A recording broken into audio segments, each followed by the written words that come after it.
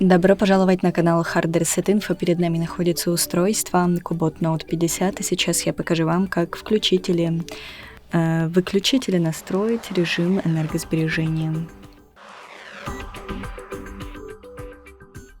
Итак, для этого мы свайпаем вниз, ищем здесь режим энергосбережения.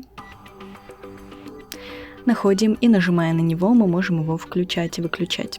Если мы зажмем на нем пальчик, то перейдем в настройки, где мы можем настроить расписание для данного режима, например, с учетом уровня заряда поставить и выбрать уровень заряда, например, там 25%. И у нас будет при 25% включаться режим энергосбережения. И можем отключать его при полном заряде, то есть когда уровень заряда превышает 90%. На этом все. Спасибо за просмотр, ставьте лайки и подписывайтесь на наш канал.